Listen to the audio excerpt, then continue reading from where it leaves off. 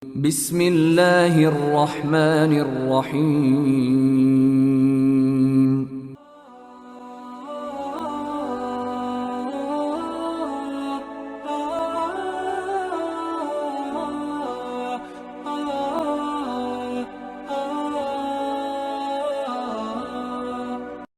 Kita sendiri yang punya kitab suci itu tidak yakin. Padahal begitulah nanti para ulama mendefinisikan. Ya, Bapak Ibu sekalian rahimahullah, yang bilang sakti itu bukan saya. Ya. Ini diantaranya kalau kita belajar tentang ilmu ulumul Quran. Itu salah satu definisi Al-Quran yang disampaikan oleh para ulama. Kalamullah al-munazzal ala Rasulillah bil lisanil arabi lil i'jaz. Ya, Quran itu yang kita imani, yang kita baca, yang kita resapi, yang kita hayati, yang kita tafsiri, yang kita tadabburi, itu adalah firman Allah yang diturunkan kepada baginda Nabi Muhammad sallallahu alaihi wasallam yang menggunakan bahasa Arab lil i'jaz, yang memiliki dimensi-dimensi kemukjizatan. Ya, lil i'jaz. Ya, saking mukjizatnya ini Al-Quran, ya, ini dahsyat luar biasa. Ya, beberapa bulan yang lalu kita sudah bahas tentang dari sisi keajaiban angka 7. Ya, masih ingat ibu ya, yang punya catatan luar biasa. Lalu berbicara angka 7 digali dalam isi kandungan Quran dalam sisi saintifik ilmu matematika. Luar biasa dahsyatnya kita punya Quran. Ya, Bapak Ibu sekalian, ya, mungkin kita masih ingat satu peristiwa. Ya, Masya Allah, terima kasih Pak. Ya, disediakan kopi. Ya, rumahnya di surga lah kali ini. Ya, Bapak Ibu sekalian, rahimahullah, masih ingat dulu satu peristiwa di mana ada orang premannya kafir Quraisy, ya, saking inginnya dia ingin membunuh Nabi kita Muhammad sallallahu alaihi wasallam. Iya. Dia cari Muhammad, keliling kampung mana yang namanya Muhammad yang ngaku-ngaku utusan Allah, nyebarkan ajaran baru. Saya ketemu, saya pegang dia punya leher, kan gitu ya. Ya, sampai dikabarkanlah kepada teman-teman mereka itu, lalu kemudian diinformasikan, itu yang dari Muhammad ada yang dia sendiri masuk Islam loh.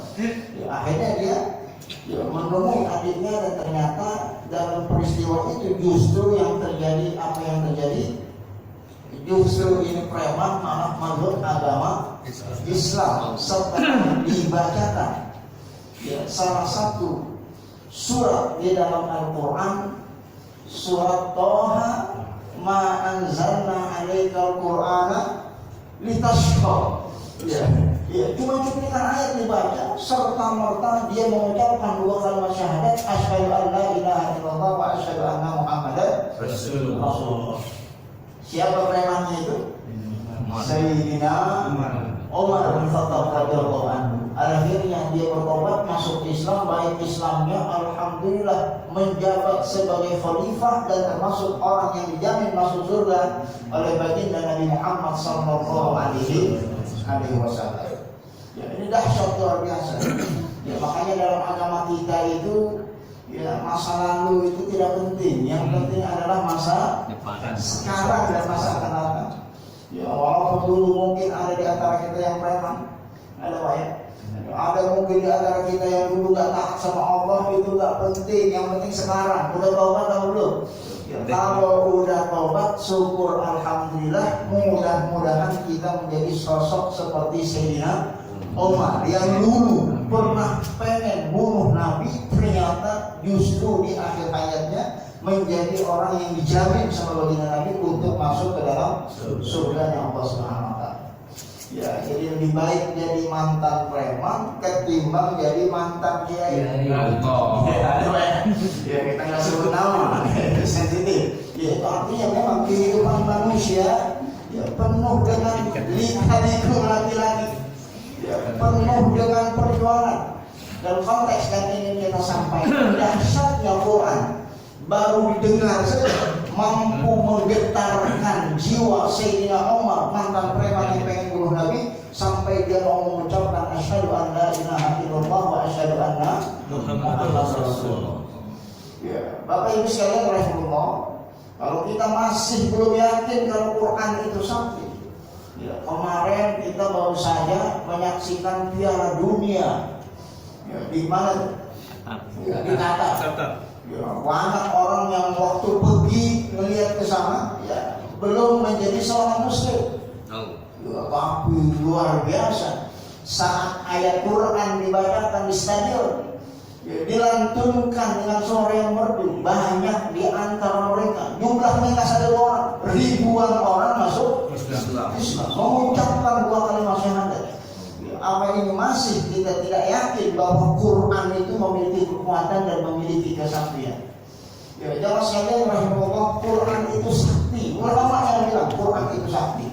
Dan nanti insya Allah akan kita sebutkan, ya, hadis-hadis yang Nabi Muhammad sabdakan tentang beberapa informasi tentang kesaktian Al-Quran. Nanti insya Allah akan kita bacakan.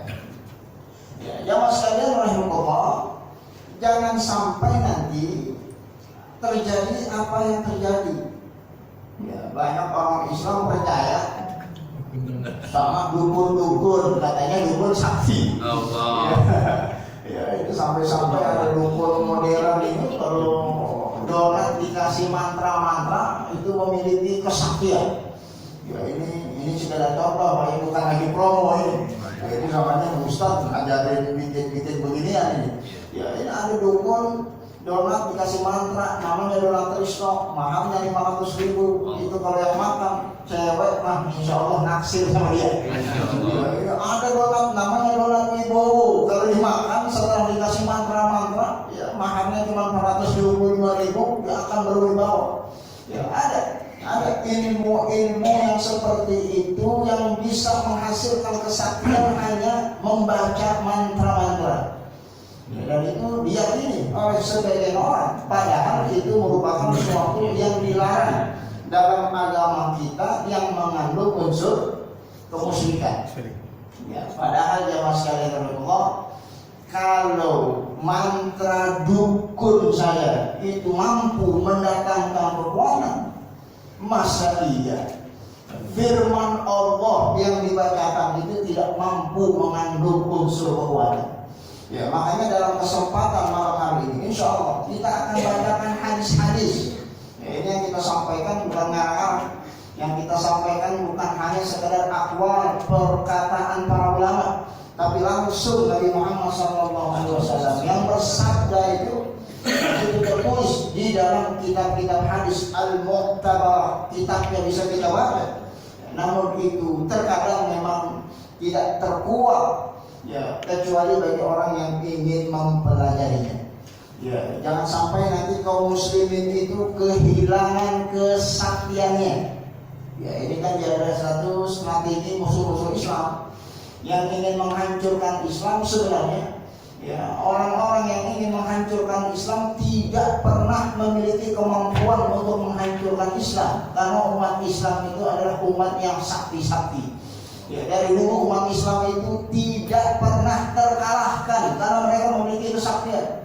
Ya, betapa besar kekuatan orang kafir Quraisy yang memiliki kekuasaan di zaman Rasulullah, yang memiliki kekuatan pasukan, yang memiliki persenjataan yang lengkap. Perang Badar dibombardir, perang Uhud, perang Khandaq dikepung, perang Ahzab, 17 kali perang, kaum muslimin tidak pernah terkalahkan.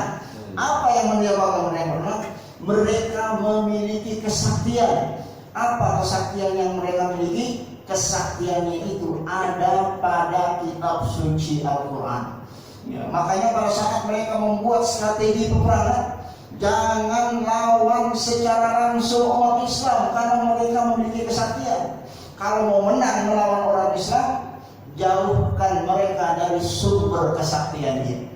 Ya, jangan kasih mereka kesempatan untuk baca Quran, karena dengan baca Quran mereka nanti akan tambah sakti.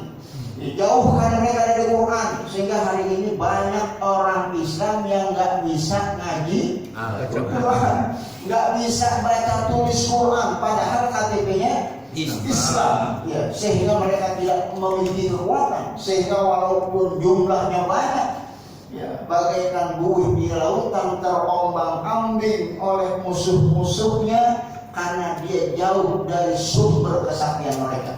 Ya, oleh karena itu jamaah sekalian rahimahullah, Bapak Ibu rahimahullah, pada malam hari ini kita akan membacakan hadis-hadis yang Rasulullah sampaikan. Mudah-mudahan kita semua termotivasi untuk mengamalkan sunnah baginda Nabi agar kita termasuk orang yang mendapatkan kesaktian tersebut. Amin ya rabbal alamin. Ya, jamaah sekalian, ya, ini ada hadis dari Sayyidina Umar. Qala Rasulullah sallallahu alaihi wasallam. Hadisnya riwayat Imam Muslim.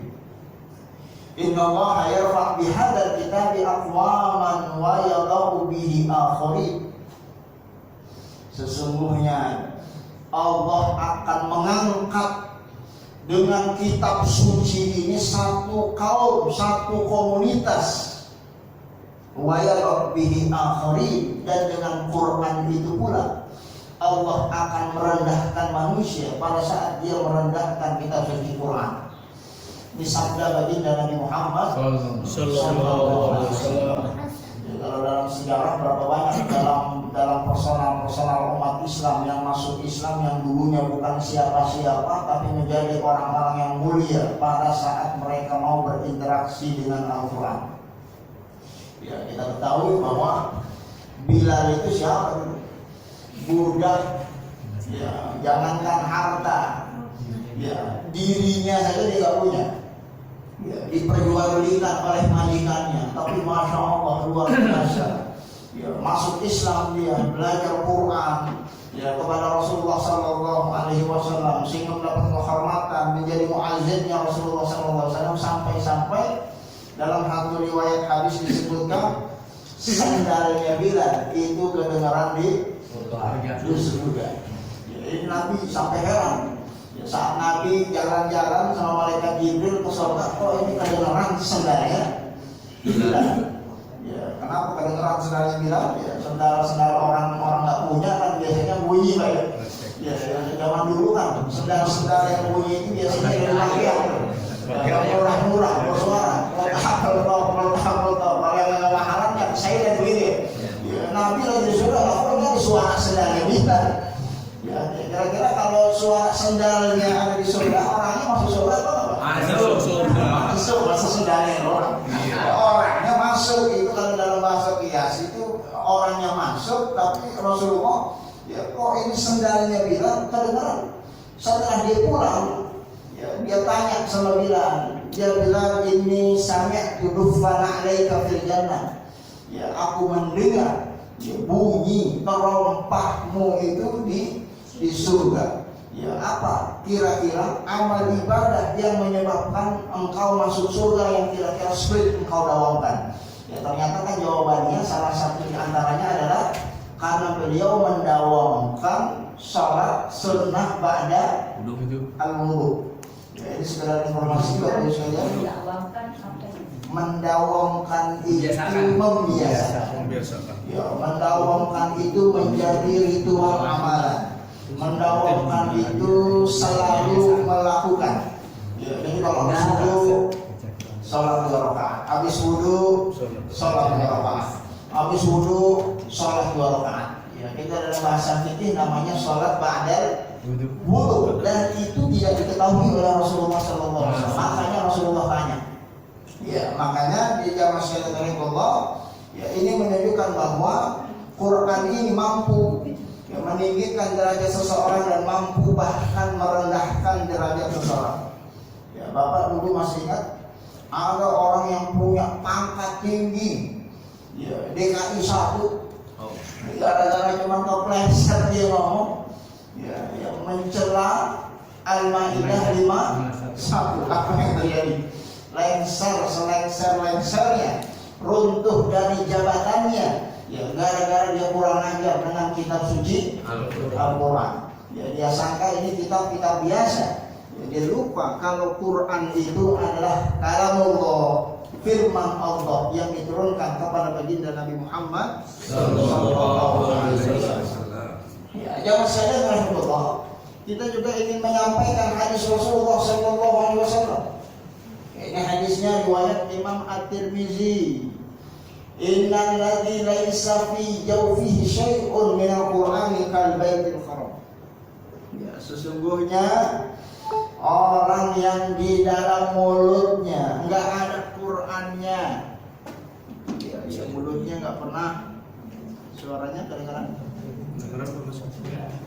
Mati bismillah.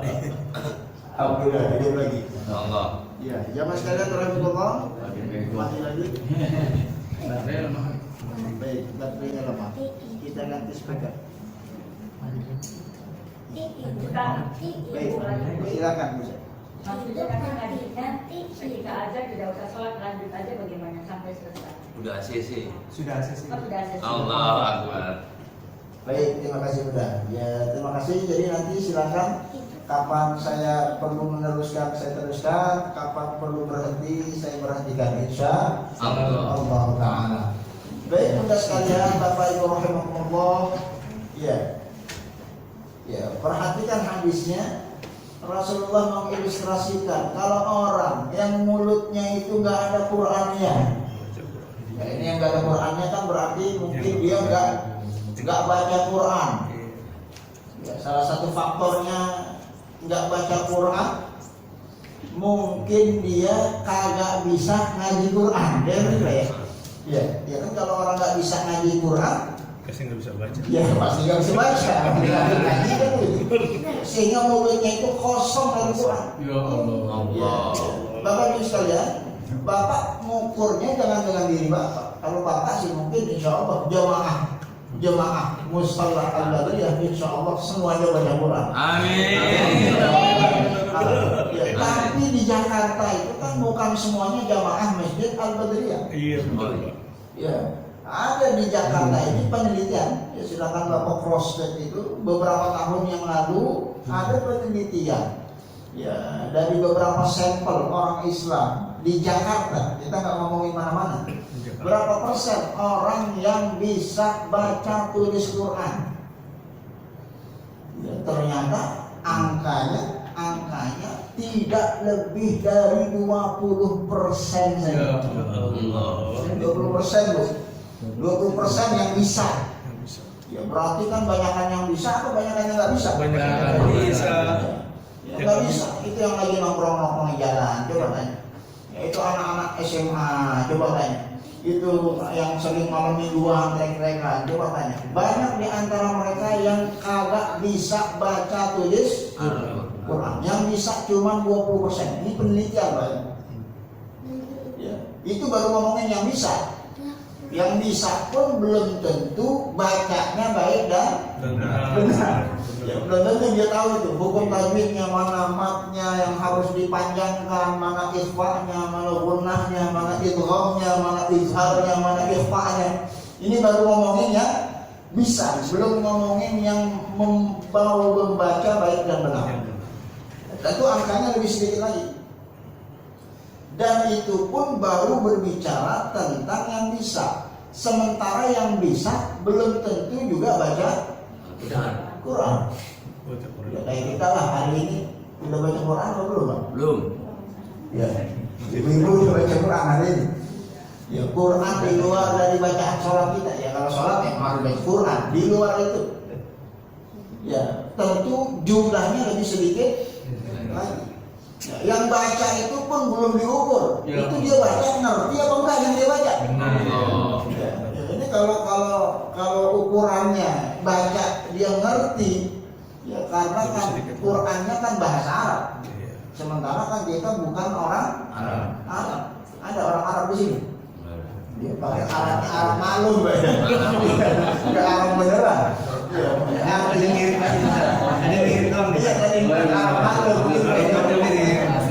Artinya apa? Ya, artinya kalau pertanyaan levelnya ditingkatkan, ya berarti kan masih banyak PR umat Islam. Ya, bukan cuma baca, tapi bagaimana dia paham Quran.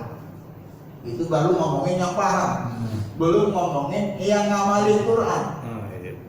makin sedikit lagi.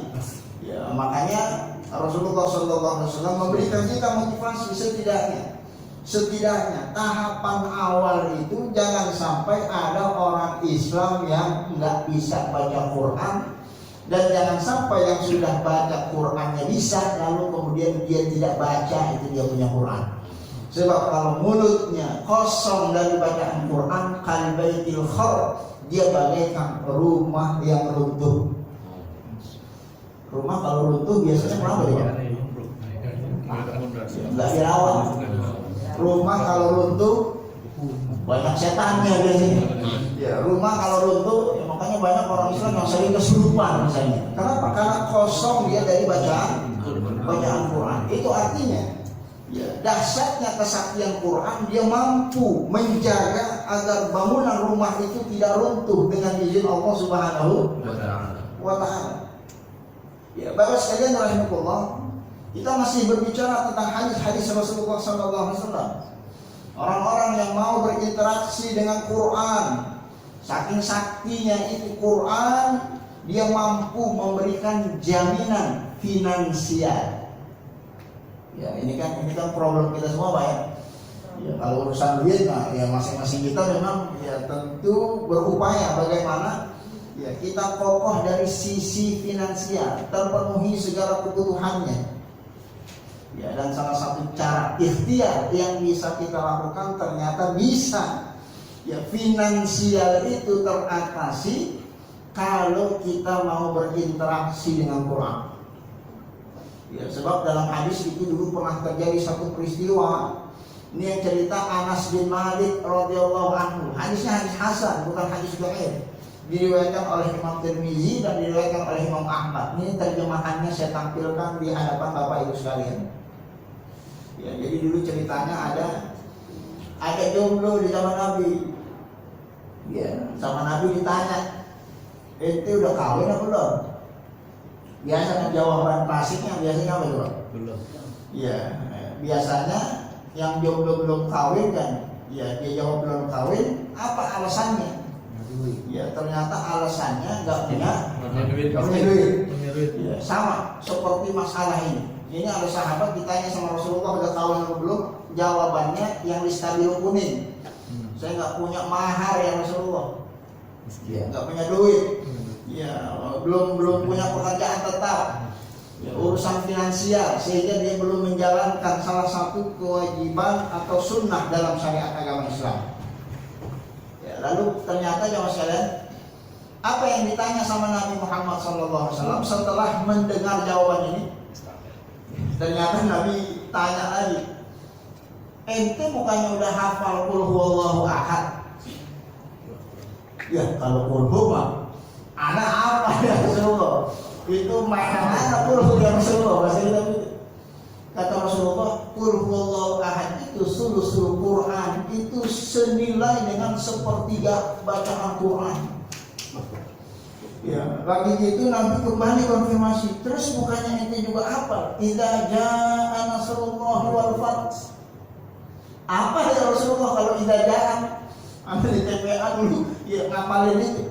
Kata Rasulullah, itu rubu'ul Quran, sebanding dengan pahala 1/4 ente baca Quran. Nabi masih tanya lagi, ente bukannya hafal surat Qul ya ayyuhal kafirun? Apa ya Rasulullah kalau kuliah? Ya, kemudian Rasulullah SAW jawab, kuliah itu rubu'ul Quran, 1/4 Quran itu pahalanya. Bukannya ente itu udah hafal, idza jaa nasrullahi wal fath. Idza jaa hafal ya Rasulullah. Kata Rasulullah, itu idza jaa nasrullahi wal fath rubu'ul Quran, sebanding dengan 1/4 Quran. Setelah Rasulullah tanya 4 surat pendek-pendek yang ternyata orang itu hafal.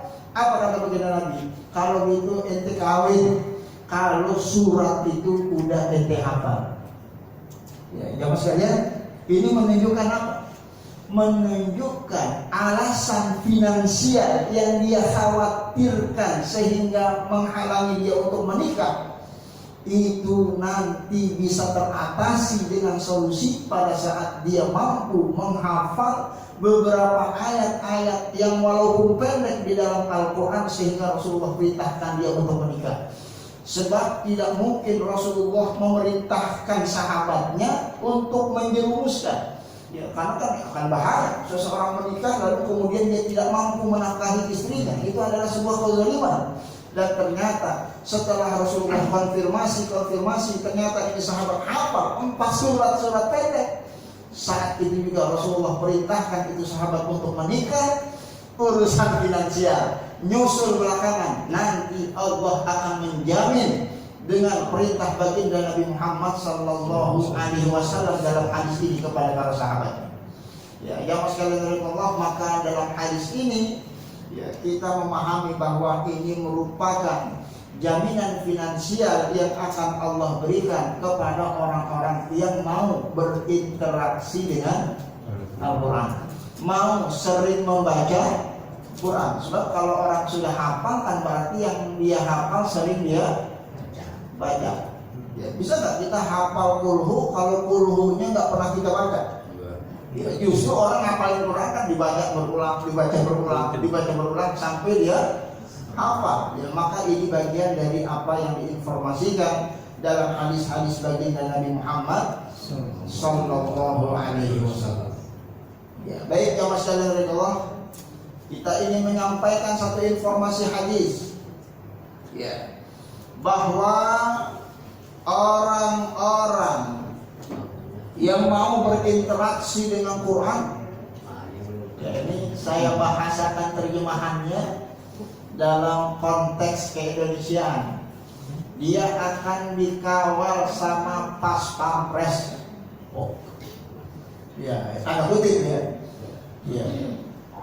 Dalam hadis disebutkan al-mahir bil Quran ma'as safaratil kiramil bararah. Ya, ini hadisnya riwayat Imam Muslim. Orang-orang yang mahir bacaan Qur'annya, dia akan senantiasa dibersamai oleh malaikat-malaikat Allah. Sudah ada lagi? Masjid lain terlalu cepat dong. Oh, terlalu cepat dong. Biasanya kita dengarkan azan atau Nanti kita akan kita azan sendiri. Dilanjutkan. Baik, saya ikut apa kata DKM kita. Baik, jamaah sekalian rahimahullah. Saya lanjutkan hadisnya. Orang yang mahir baca Qur'annya akan dibersamai oleh malaikat-malaikat Allah. Kemana dia pergi, ada itu malaikat. Kira-kira ngapain itu malaikat? Ngintilin kita. Kalau bukan untuk jagain kita. Ya, sebab kan malaikat yang ngintilin nyatet amal kita kan udah ada. Ya, ada malaikat raqibun atidun, itu yang nyatet amal. Nah ini kok ada malaikat lagi, al-mahir bil Quran. Kalau ada orang yang bacaan Qurannya lancar, dia akan dibersamai oleh malaikat. Ya, yang nanti malaikat itu fungsinya akan menjaga dia. Ya, nanti kita akan disebutkan kenapa ini orang yang mahir baca Qurannya kok perlu dijaga. Ya. Karena salah satu faktornya dia merupakan keluarga besarnya Allah Subhanahu wa Ta'ala. Ya. Kalau keluarga besar Allah, ya tentu berbeda dengan keluarga besar manusia. Masa iya? Baik, silakan 1 menit. Masa iya? Keluarga besar presiden dikawal sama pas pampres. Keluarga besar Pak Lurah dikawal sama Satpol PP. Masa iya? Keluarga besar Allah tidak dijaga. Ya, maka hadis ini malaikat akan Allah utus kepada orang-orang yang mahir baca Qur'annya. Dan ibarat Allah sebagai satu catatan, orang mahir baca Quran nggak ada sekolahnya. Ada orang sekolah di mana terus lalu kemudian mahir baca Quran. Ya, kalau bisa baca Quran ada sekolahnya. Tapi kalau mahir baca Quran, tidak ada cara lain kecuali dia lakukan dengan sering latihan baca Quran. Ya, orang kelihatan, ya, dia sering baca Quran kok enggak? Sudah itu baca. Ya, kalau bacanya baru sekali dua kali terbata-bata dia. Ya, kalau bacanya sudah sering, ya, malam Jumat Yasin, hari Jumat Kahfi, itu biasanya bacaannya lancar. Ya, maka orang-orang yang mahir itu berarti sering baca Quran, dan kalau orang sering baca Quran dia termasuk nanti menjadi keluarga besar Allah Subhanahu wa taala. Baik jemaah sekalian, kita dengarkan dulu lantunan suara azan karena waktu Isya sudah masuk menurut informasi di KM kita. Sebelum kita lanjutkan, sambil kita lihat-lihat hadis yang menunjukkan bahwa akhir azan ini merupakan keluarga besar Allah Subhanahu wa taala. Habis kita tambah waktu dan tempat kami persilakan. Terima kasih Bapak Ibu sekalian rahimahullah. Amanahnya kita nanti akan tutup kajian kita pada malam hari ini dengan diskusi dan tanya jawab kalau memang ada yang mau ditanyakan. Ya, jadi hadis yang terakhir yang kita sampaikan ini informasi dari Rasulullah bahwa inna lillahi ahlina minan nas. Ada sekelompok manusia yang merupakan keluarga besarnya Allah Subhanahu wa taala. Ya. Jadi para sahabat pada nanya, Bang. Rasulullah ngomong begini, sahabat pada nanya, "Ya Rasulullah, qalu ya Rasulullah, man hum?" Siapa itu ya Rasulullah? Keluarga besarnya Allah ya Rasulullah, dari jenis manusia. Rasulullah kemudian menyampaikan, "Hum ahlul Quran." Mereka itu orang-orang yang ahli Quran, orang-orang yang hafal Quran, orang-orang yang sering baca Quran, orang-orang yang banyak berinteraksi dengan Quran.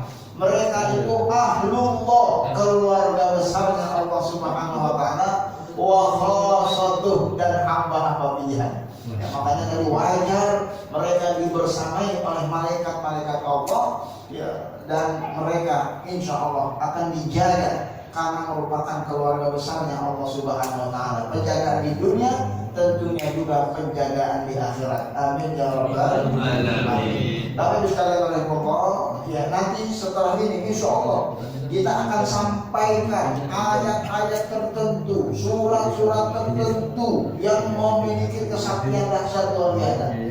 Ya jamaah sekalian, nanti jangan heran kalau ada surat Al-Fatihah yang ternyata di zaman Nabi pernah mampu menyembuhkan kepala suku yang tersengat racun mematikan.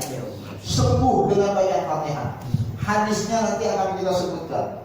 Ya, hadisnya sahih, riwayat Imam Bukhari. Nanti kita akan sebutkan ada satu surat kalau dibaca niscaya akan lari itu setan-setan yang suka mengganggu rumah-rumah orang Islam. Ya, akan kita sampaikan hadisnya. Nanti kita akan sampaikan hadis-hadis yang lainnya.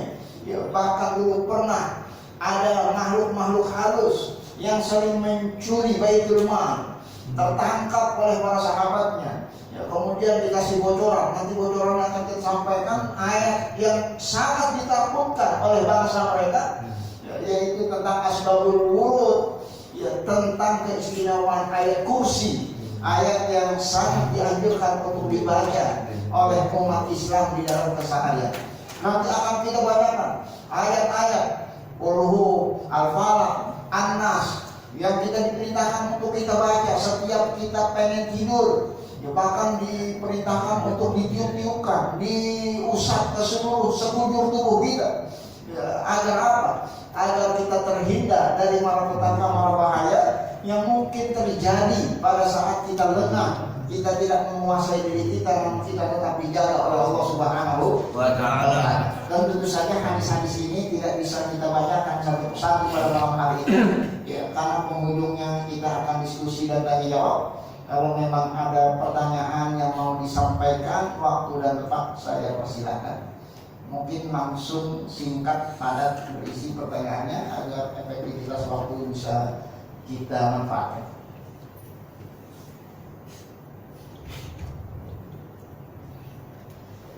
Silakan, ada yang ingin materi yang dibawakan oleh Ustaz Amin. Baik, silakan Pak Haji. Assalamualaikum warahmatullahi wabarakatuh. Waalaikumsalam. Tadi Ustaz menyinggung tentang perkawinan dengan yang tidak ada maharnya, nggak bisa kawin. Baik. Apakah boleh mahar itu diutangi? Ini tanda pertanyaan. Pertanyaan cuma itu doang. Baik. Ya, terima kasih Pak Haji. Ya. Ya, atas pertanyaannya, apakah mahar itu boleh hutang? Ya, maka di dalam perspektif fikih ya itu diperbolehkan. Ya, mahar itu berhutang dengan catatan ya, itu hutangnya tetap menjadi hutang yang harus dibayarkan. Karena mahar merupakan rukun dari rukun-rukun nikah. Ya, jadi pernikahannya akan sah selama maharnya dipenuhi. Ya, maka harus ada penyebutkan komitmen pembayaran mahar. Ya, baik dibayarkan cash maupun dibayarkan hutang. Ya, meskipun secara fikih ya tekstualnya itu mahar itu diberikan secara tunai, ya meskipun tidak mewah, meskipun tidak banyak, ya itu disesuaikan dengan kemampuan. Ya itu kan kita kadang pakai mahar, pakai utang-utang biar kelihatan mewah, gitu ya, biar kelihatan wah, ya maharnya mobil, tapi utang. Ya mendingan maharnya motor tapi cash. Ya meskipun secara fikih sah-sah saja, yang penting ada maharnya. Urusan utangnya itu berlaku hukum muamalah. Yang namanya hutang piutang itu adalah sesuatu yang diperbolehkan dalam syariat agama. Ya, kita hutang, pergi haji hutang, boleh Bapak? Boleh. Ya boleh-boleh aja. Ya, tapi idealnya jangan pakai hutang hajinya. Ya, tapi kalau mau kita hutang silakan, sah hajinya. Ya, tapi hutangnya itu nanti akan harus dibayarkan. Ya, kalau tidak dibayarkan dia akan berdosa. Ya, coba sih ibu-ibu menghadiri majelis taklim, seragamnya masih kredit. Enggak, ini contoh ya, ini contoh, ibu udah tersinggung aja. Ini kasih contoh. Tadi kan bapak-bapak udah haji hutang, sah hajinya, hutangnya harus dibayar. Ibu-ibu pergi kemajian, seragamnya utang, kredit. Ya, kredit kan utang, bahasa halusnya. Nggak cash, bayarnya cicil. Maka sah pengajiannya, sah sholatnya, urusan utangnya yaitu urusan dia kewajiban muamalah yang harus ditunaikan. Ya, itu terkait dengan urusan hutang piutang. Ya, idealnya memang beli cash agar nanti jangan terlalu kita banyak hutang sampai nikah pun pakai mahar hutang. Ya, lebih baik sederhana maharnya tapi disesuaikan dengan kemampuan, itu lebih utama. Bahkan di zaman Nabi ada sahabat nikah itu maharnya cuma cincin besi. Ya, ibu berapa harga cincin besi? Ya kan nggak ada harganya, cincin yang terbuat dari besi. Kalau dari perak masih mendingan. Ya kalau masih tembaga masih mendingan, ada harganya. Tapi kalau udah besi ya harganya. Tapi itu pernah terjadi. Itu artinya mahar itu memang mudahnya itu ya disesuaikan dengan kemampuan. Tidak mesti harus mewah, sampai-sampai tidak harus berhutang.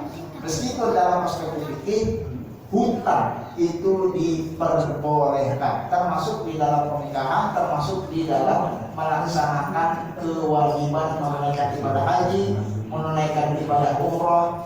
Termasuk ada di Sunter ini jemaah bangun masjid mewah, direnovasi. Nggak tahunya itu dapat utangan dari material.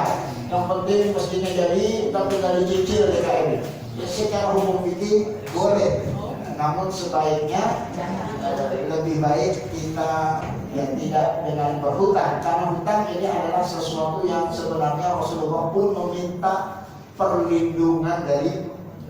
Ya, ingat doa Rasulullah yang sering dibaca, Allahumma inni a'udzubika min ghalabatid daini wa qahri rijal. Rasulullah itu ya berdoa kepada Allah agar jangan sampai keliling utang.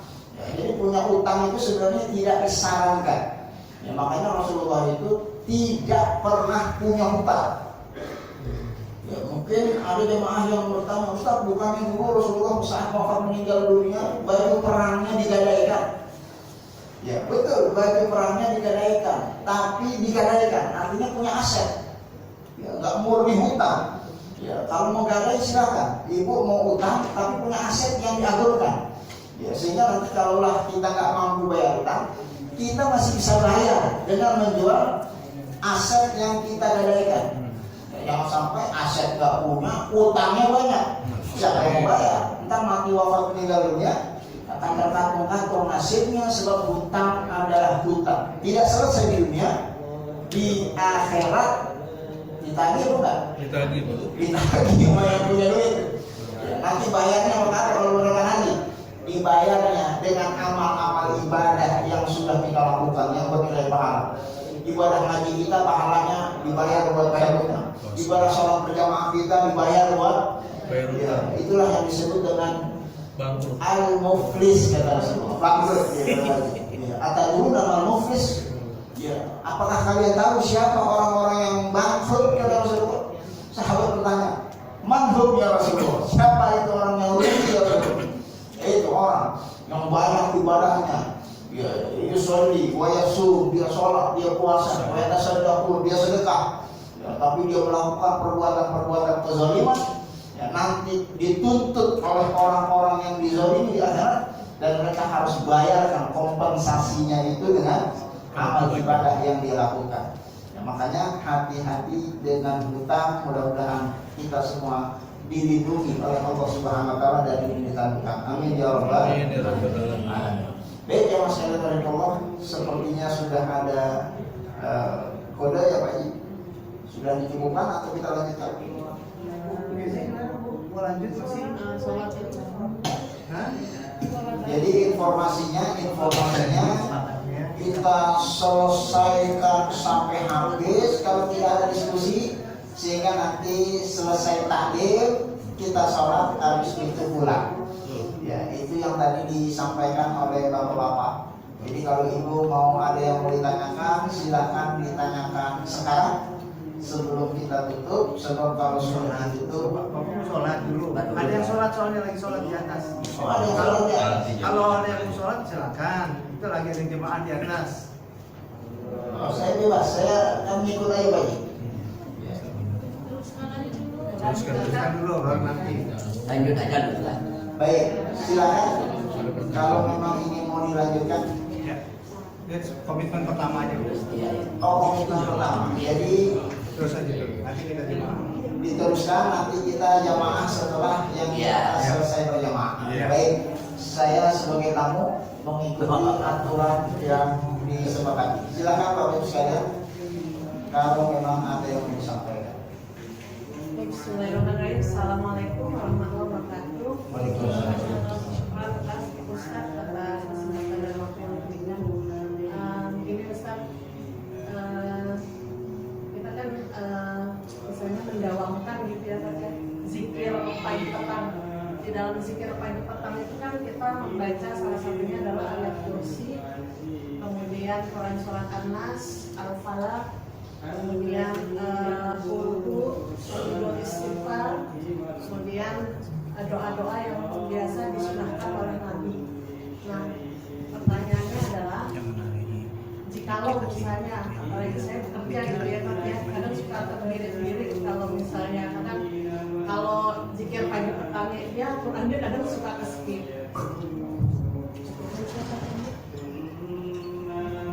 Atau misalnya kita baca Quran tapi kadang zikir pagi petangnya lalai. Nah, yang saya ingin tanyakan, apakah fadilah kedua dari membaca Quran atau mendawamkan zikir pagi petang ini sama atau bagaimana? Syukran Ustaz, jazakallahu khairan katsir. Baik, terima kasih Bunda atas pertanyaannya. Ini menarik. Mana yang lebih utama, baca Quran atau zikir? Ya, ini pertanyaan sulit dijawab. Ya, seperti pertanyaan, ya, makan itu bagusan pakai ayam, apa bagusan pakai ikan? Sambal itu yang enak sambal hijau apa sambal putih? Ya, ada banyak aneka ragam varian, macam ragam ibadah dalam syariat agama kita. Baca Quran ibadah, ada pahalanya, ada fadilahnya. Zikir juga ibadah, ada manfaatnya, ada pahalanya. Masing-masing tentu kita berupaya untuk melakukan semuanya agar kita mendapatkan manfaat-manfaat seluruhnya. Itu sama dengan pertanyaan zikir itu ada yang subhanallah, ada yang alhamdulillah, ada yang Allahu Akbar. Mana yang lebih bagus? Subhanallah banyakin, apa alhamdulillah banyakin, apa Allahu Akbarnya banyakin? Apa istighfarnya banyakin? Nah, ini macam-macam varian, yaitu ya tentu masing-masing punya fadilah dan manfaatnya. Maka kita mixkan, ya, subhanallahnya kita baca, alhamdulillahnya kita baca, zikirnya kita baca, Qur'annya pun kita baca agar kita mendapatkan semua apa yang ditawarkan oleh baginda Nabi Muhammad sallallahu alaihi wasallam. Jangan mentang-mentang, wah ini baca Quran manfaatnya dahsyat, berarti kita baca Quran aja dah, nggak usah pakai zikir-zikiran. Ya, ini adalah pemahaman yang keliru. Ya, kayak ibu makan ayam aja lauknya, ya nggak pernah makan ikan. Ya kan itu perlu ada varian-varian di dalam ibadah. Ya, sama dengan perkara sholat sunnah, bagusan mana? Sholat duha apa sholat tahajud? Dibandingkan dengan sholat witir. Ya, ini kan macam-macam varian ibadah, ada pahalanya masing-masing, ada keutamaannya masing-masing. Ya, yang diminta oleh kita kerjakan semuanya. Ya, maka mudah-mudahan semakin banyak kita kerjakan, semakin besar peluangnya nanti kita bisa mendapatkan menggapai rahmat dan kasih sayangnya Allah Subhanahu wa Ta'ala. Ya, meskipun pilihan kita, kalau kita mau mendawamkan ritual ibadah tertentu yang mungkin seret dengan kita, seperti tadi Bilal, dia dawamkan sholat sunnah 2 rakaat setelah wudu. Iya, yang lainnya mungkin nggak mendawamkan itu. Ya, ada sahabat Nabi yang mendawamkan sholawat kepada baginda Nabi Muhammad SAW. Ya, itu silakan saja pilihan-pilihan kita. Tapi ya, idealnya apa yang datang dari baginda Rasulullah, yang diajarkan oleh Rasulullah, yang dilakukan oleh Rasulullah, ya kita berupaya untuk mengikuti sunnah baginda Nabi Muhammad SAW. Zikir sunnah Rasulullah, baca Quran juga sunnah Rasulullah. Jadi tidak perlu ya kita bentar-benturkan antara satu amal ibadah dengan ibadah lain. Ya, sama sedekah. Sedekah itu bagusan mana? Sedekah masukin duit ke kotak amal, uang masjid, ngantunin anak yatim, ya, atau sedekah ke keluarga kerabat dan lain sebagainya. Ya, ini kan masing-masing ya, pahalanya itu ada dan manfaatnya juga ada. Jadi tidak perlu kita dibanding-bandingkan. Yang perlu adalah lakukan yang bisa kita lakukan. Mudah-mudahan Allah berkenan dari amal ibadah yang kita persembahkan. Amin. Ustaz tanya, Ustaz, berkaitan tadi dengan zikir. Apakah pada zikir itu ada hitungan-hitungan tertentu selain yang zikir sehabis sholat yang 3 itu? Apakah ada zikir-zikir dengan jumlah-jumlah tertentu? Saya pernah dengar bahwa coba baca zikir subhanallah sampai 1000 kali, Allahu Akbar sekian ratus kali gitu. Baik. Itu hukumnya bagaimana, Ustaz? Baik, terima kasih Pak Ji. Tentu kan dalam konsep beragama, semakin banyak zikir yang kita ucapkan, semakin banyak pahalanya. Ya. Bapak baca subhanallah 1 kali, dengan baca subhanallah 2 kali, bagaimana pahalanya? 2. Ya, karena ya lebih energinya, ya lebih banyak waktunya, ya lebih banyak usahanya. Ya, dalam kaidah fikih itu ada yang disebut dengan al-ajru ala qadri masyaqqah. Ya, Bapak sedekah 10.000 sama sedekah 20.000, gedean mana pahalanya? 20. Iya 20.000. Ya karena nominalnya lebih besar. Ya, kalau dengan tentunya keikhlasan yang sama dengan kemampuan yang sama. Beda nanti hukumnya tentunya. Ya, bagi orang yang mungkin kaya raya sedekah 10.000, sementara ada orang yang nggak punya sedekahnya 10.000. Meskipun lebih kecil nominalnya, tapi lebih sulit dilupakan, nanti dia akan mendapatkan pahala yang lebih di hadapan Allah Subhanahu wa Ta'ala. Jadi prinsip dasarnya, semakin banyak yang kita lakukan dalam ibadah, itu semakin banyak pahalanya. Ya, zikir 100 kali dengan zikir 1000 kali, banyak amal pahalanya. 1000. Ya. Dalam agama kita itu diperintahkan untuk berzikir sebanyak-banyaknya.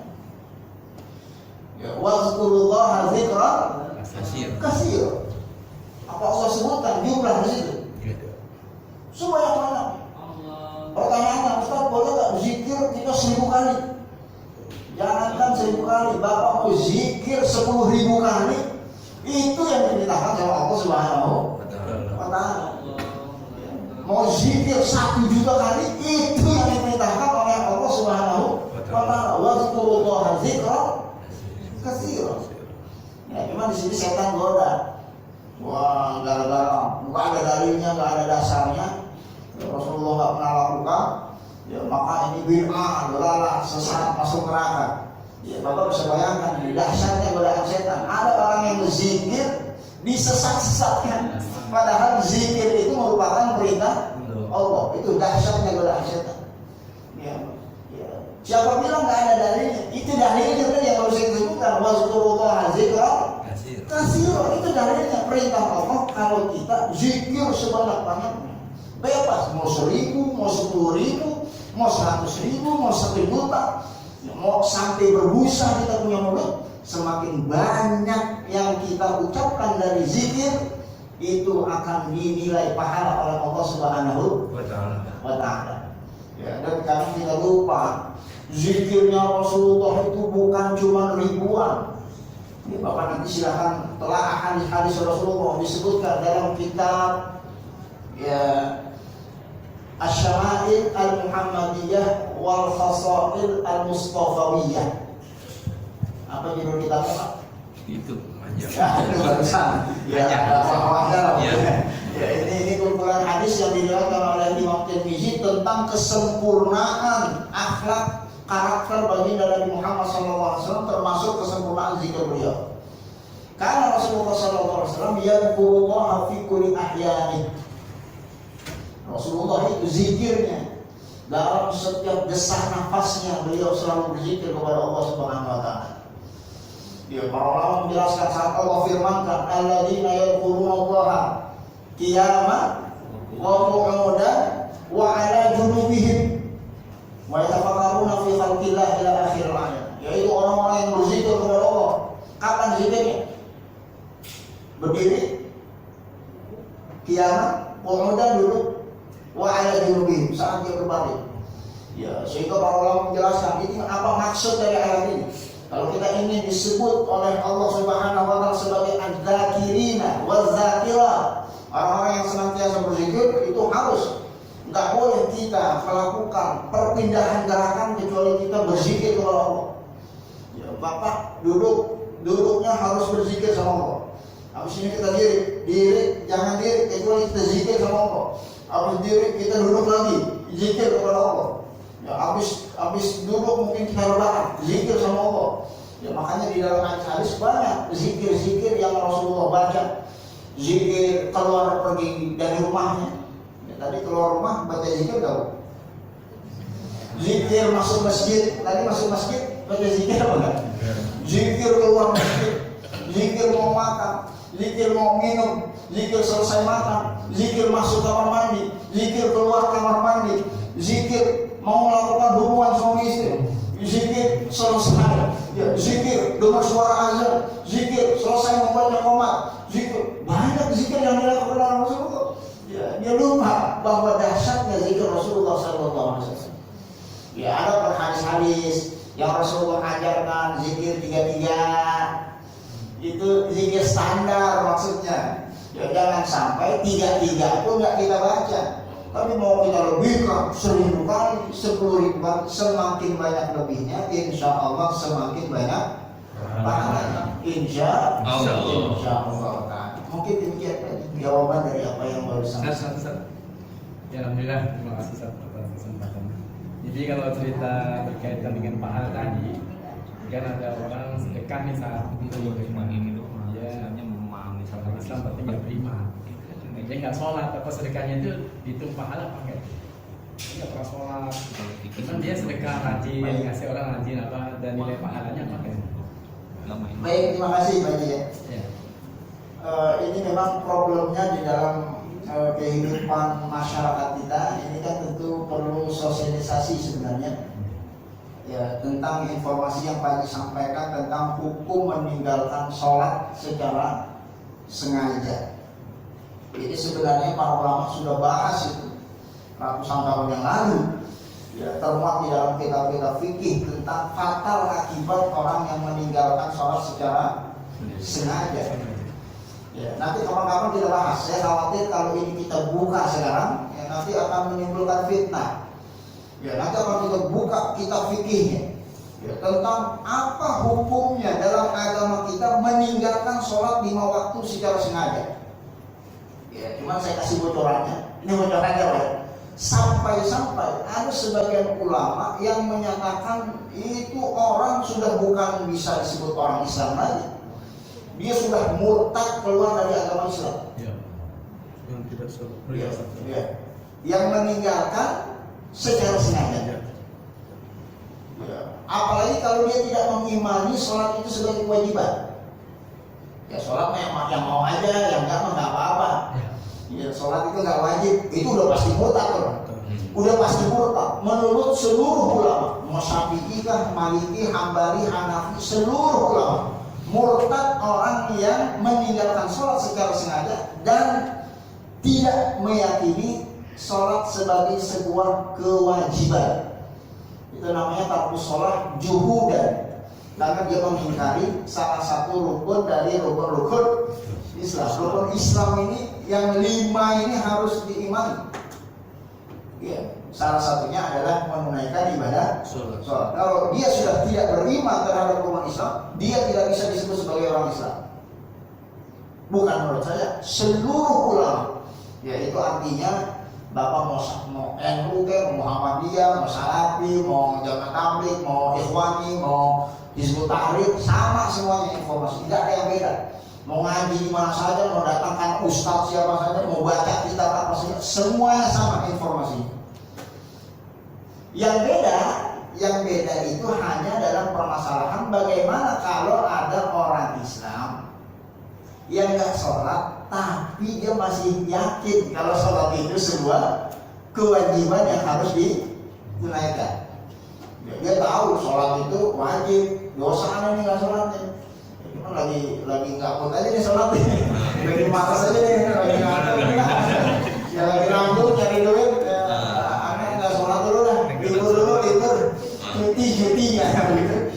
Nah ini baru terjadi perbedaan pendapat di kalangan para ulama tentang urusan ini. Ya, setidaknya ada 3 pendapat. Ya ini ringkasannya Pak ya. Ya kita tidak bahas ini kalau kita menimbulkan fitnah. Pendapat yang paling ringan, ini saya sampaikan. Pendapat yang paling ringan, pendapatnya Imam Abu Hanifah.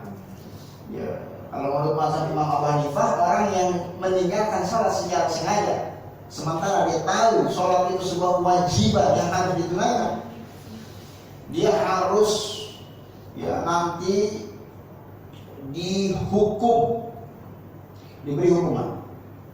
Sudah pasti dia orang fasik. Fasik itu orang yang biasa melakukan dosa besar. Orang yang sering zina itu orang fasik. Orang yang sering mabuk itu orang yang suka nyolong itu orang fasik. Orang yang nggak sholat pasti dia orang fasik. Ya, harus dihukum. Apa hukumannya? Masuk penjara. Ya, jadi nanti dalam syariat agama Islam itu ada penjara khusus bagi orang yang kagak sholat. Ya, ngapain nanti di penjara? ya direhabilitasi istilahnya. Ya, nanti setiap waktu azan si penjara udah diri itu. Ente mau sholat nggak? Ya, udah azan subuh kalau sholat dicambuk. Cambuknya jangan pelan, yang keras. Hatta yang perlu minudam sampai keluar darah itu dari tubuhnya. Kalau udah keluar darah, udah istirahat. Tunggu lagi zuhur. Zuhur azan, datang lagi ke sipir. Ente mau sholat? Masih mau sholat, cambuk lagi sampai berdarah. Direhabilitasi. Sampai kapan? Sampai dia mau sholat. Gimana kalau nggak mau sholat sampai mati di penjara? Lebih baik mati di penjara ketimbang jadi orang Islam kalau mau sholat. Luar biasa. Ya, ini Ustaz radikal amat ya. Ini bukan radikal, ini pendapat yang paling ringan. Nanti ada lagi yang lebih keras. Ya, kalau urusan orang nggak sholat di penjara, ini sebenarnya di negeri kita udah diterapkan. Ya, di Aceh. Nanti silakan Bapak Ibu buka di searching di googling, sudah ada perda peraturan pemerintah ya, tahun 2002. Ya, nanti baca di pasal 16. Ya, di Aceh itu kalau ada orang Islam yang nggak sholat Jumat 3 kali berturut-turut, itu ancaman kurungan 6 bulan masuk penjara. Ya, makanya di Aceh pada Jumatan Satpol PP pada turun. Ya, Satpol PP perempuan ya dicek tuh. Ah, itu ada bapak-bapak kejenggotan, ngapain masih kelihatan? Ya, lihat KTP-nya. Nah, kalau muslim dicatat namanya. Ya, kalau ketahuan 3 kali dari Jumatan masih keluyuran, ya nanti akan disidang putusan hakim masuk penjara 6 bulan. Nah, ini ngikut mazhab Imam Abu Hanifah. Ya, Mas sekalian. Ya, bahkan nanti di pasal selanjutnya kalau ada perusahaan yang tidak memberikan kesempatan pegawainya yang muslim untuk melaksanakan sholat Jumat, itu bisa ditutup, dicabut izin usahanya. Ya, itu sudah diterapkan di negeri kita. Ya, cuma di Aceh. Ya, kalau di Jakarta belum. Ya, nunggu nanti pilih gubernur 2024. Ya, mudah-mudahan nanti pemimpin yang beriman dan bertakwa itu bisa diterapkan sehingga nanti insya Allah ya nggak ada lagi masyarakat Muslim Jakarta kecuali mereka mau menunaikan ibadah sholat ketimbang masuk penjara. Ya sudah, di negeri kita rata-rata mazhabnya mazhab Syafi'i. Saya ingin kasih tahu informasi tentang apa hukumannya menurut mazhab Imam Syafi'i. Ternyata mazhab Syafi'i itu lebih dahsyat dibandingkan dengan mazhab Imam Abu Hanifah. Mazhab Imam Syafi'i, ini kita tidak sedang membahas fikih sholat ya. Saya hanya kasih bocorannya. Dalam mazhab Imam Syafi'i, orang yang kagak sholat padahal dia tahu sholat itu merupakan rukun dari rukun Islam, yustatabu salah satu ayat, diberi kesempatan untuk diberikan peringatan selama 3 hari. Senin gak sholat, kasih SP 1. Selasa masih gak sholat, kasih SP 2. Ya. Rabu masih gak sholat, kasih tahu nih ke SP 3 aja nih. Itu mau sholat nggak? Kalau juga nggak mau sholat, Senin, Selasa, Rabu, Kemis masih nggak sholat, yuktal haddan, itu orang wajib dihukum mati. Ya Allah. Ini saya nggak salah ngomong Bu ya. Ini menurut mazhab Imam Syafi'i. Ya di kita kan yang katanya Syafi'i ternyata urusan ini nggak dianut nih. Enteng-enteng. Ya, ini kalau dianut mungkin banyak warga Jakarta yang mati gitu ya. Dihukum mati gara-gara nggak sholat. Ya, ini saya nggak salah bicara, tidak salah mengutip. Silakan Bapak Ibu sekalian cross check kitab manapun mazhab Syafi'i yang tidak meninggalkan sholat secara sengaja, padahal dia tahu sholat sebagai kewajiban, wajib dihukum mati setelah 3 hari. Ya, dalam agama kita ada hukuman mati. Ada orang yang selingkuh padahal punya bini, raja nggak beda. Bukan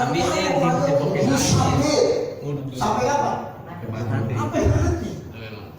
Orang yang bunuh orang, apa hukumannya? Kisos. Kisos itu apa? Bunuh lagi. Bunuh lagi. Kalau memang yang dibunuh sampai mati, ya biasa dalam agama kita. Ya, Sebab dalam agama kita lebih baik itu orang mati ketimbang jadi orang Islam nggak sholat, nambah dosa. Iya. Iya, itu logikanya. Ya, dalil-dalilnya tentu ada dalil, cuman karena ini bukan pembahasan kita tidak sebutkan dalil. Ada satu mazhab lagi yang lebih ngeri sebenarnya. Mazhab Hambali, Ahmad bin Hambal. Ini mazhab yang biasanya dianut oleh beberapa negara Saudi Arabia ya. Ya, beberapa saudara kita yang tekstual ini biasanya nganutnya mazhab Imam Ahmad bin Hanbal. Kalau mazhab Imam Hambali itu kalau itu terjadi nggak usah nunggu 3 hari. Hari itu dia salah. Hari itu dia dihukum mati. Dan matinya, ya ini yang dahsyatnya. Matinya bukan sebagai orang Islam. Kalau Syafi'i masih mati sebagai orang Islam, cuma dia bermaksiat. Ya, artinya kalau mazhab Syafi'i walaupun dia dihukum mati, ya udah deh jenazahnya keluarganya diuruskan, dimandiin, dikafanin, disolatin, didoain, Allahumma ighfir lahu warhamhu, dibacain doa silakan. Karena dia mati sebagai seorang Islam. Tapi kalau menurut mazhab Hambali itu orang mati sebagai orang kafir karena tidak mau melakukan apa yang Allah wajibkan kepada orang yang bersangkutan. Sengaja terang-terangan menentang perintah Allah, orang kafir. Maka kalau dia mati nggak boleh dimandiin, nggak boleh dikafanin, jangan disolatin, dia nggak sholat masih disolatin, jangan disolatin, boleh nggak nyolatin orang kafir yang tidak beriman? Agak. Tidak boleh didoain, nggak boleh mendoakan orang kafir. Ya, kalau dia punya istri jatuh cerai, kalau dia punya anak nggak bisa Waris. saling mewarisi. Ya. Kalau dia pergi haji batal hajinya, orang kafir nggak boleh pergi haji. Ya, ini dahsyat. Ya, bahkan kalau dia sempat masih hidup, kalau syariat Islam belum diterapkan, nggak boleh kita berteman sama orang-orang yang asal. Ya, nggak boleh kita beli dagangan dia. Ini fatwa-fatwa ulama. Ya, silakan Bapak Ibu sekalian bisa cross check fatwa-fatwanya. Ya, tentu ini waktu kita yang sangat terbatas. Kita tidak sedang membahas itu. Saking dahsyatnya. Di akhirat, jangankan masuk surga. Bapak ingat dulu ada makhluk Allah yang ada di surga. Allah usir dari surga. Siapa namanya? Iblis. Apa yang menyebabkan dia diusir sama Allah dari surga? Karena dia tidak mau sujud. Ini dia nggak mau sujud. Sama siapa sujudnya? Sama Adam. Berapa kali dia nggak mau sujud? Sekali. Allah kumpulin makhluknya sujud semua itu sama Adam. Fasajadu illa iblis, kan dalam Quran itu. Semuanya pada sujud kecuali iblis. Aba wastakbara wa kana minal kafirin. Saat itu dia nggak mau sujud, saat itu juga Allah suruh keluar dari surga. Padahal sujudnya sama Adam. Ada satu makhluk Allah ngaku beriman disuruh sujud sama Allah, bukan sujud sama Adam, sujud sama Allah. Dalam satu rakaat 2 kali sujud. Salat subuh 2 rakaat berarti berapa kali?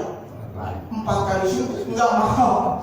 Yang 1 kali sujud saja sama Adam diusir sama Allah dari surga. Ini ada manusia enggak mau sujud sama Allah 4 kali dalam salat subuhnya, apalagi berkali-kali dalam rakaat, tapi mengharapkan masuk ke dalam surga. Nah, ini luar biasa pembahasannya. Ya, makanya ini menarik pertanyaannya sebenarnya, cuma karena waktu mohon izin, mohon maaf. Ya, ini hanya bocorannya lah ya. Kita belum bahas kajiannya. Nanti kalau kapan-kapan memang diperlukan, kita tampilkan dalil-dalilnya, ayat-ayatnya, hadis-hadisnya, kutipan-kutipan para ulama, sumber-sumber kita preferensinya. Ya, karena ayatnya sebenarnya bukan asing di dunia kita. Allah kan berfirman itu yang kita hafal pun ayatnya, fawailul lil musallin alladzina hum an salatihim sahun. Celaka orang yang sholat. Ibu bisa bayangkan, yang sholat Allah bilang celaka. Fawailul lil musallin, celaka orang yang sholat.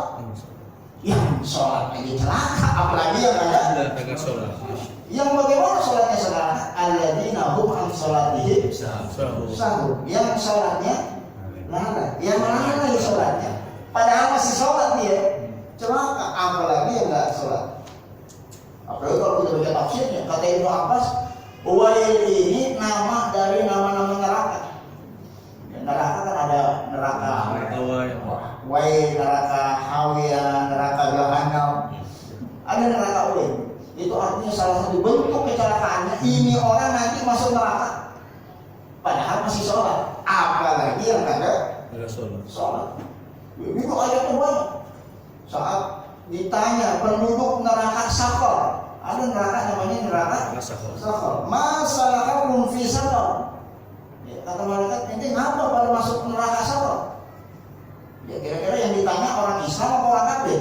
Islam. Ya kalau orang kafir nggak mungkin ditanya. Ente emang udah tempat neraka, nggak beriman masuk neraka. Ya ini kalau malaikat ente bukan orang Islam KTP-nya, dicek KTP-nya begitu. Lah kok di neraka? Masalahum fi Sakor. Apa yang menyebabkan ente masuk neraka Sakor? Apa jawabannya?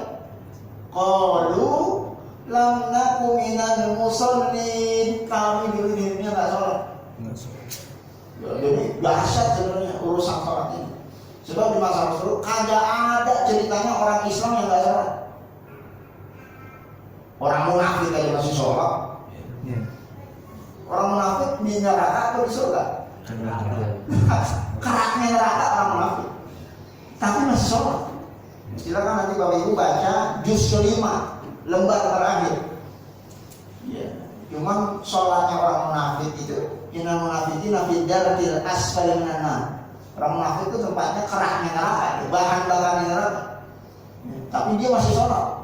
Cuman sholatnya yuraunan nas, wala yadhkurunallaha illa qalila. Kan begini. Masa ada orang Islam tapi enggak sholat. Ya ini hanya bocorannya saja. Mohon izin, mungkin waktunya khawatir nanti kelebihan banyak. Bisa kita silaturahmi. Mohon izin saya catat pembahasan kita sampai tadi pembahasan mengenai tentang orang yang lupa keluar besar Allah. Itu adalah orang yang berinteraksi dengan Quran. Mudah-mudahan nanti kapan-kapan bisa kita lanjutkan insyaallah. Ada Allah wa yaumal qiyamah bila itu hidayah. Assalamualaikum warahmatullahi wabarakatuh.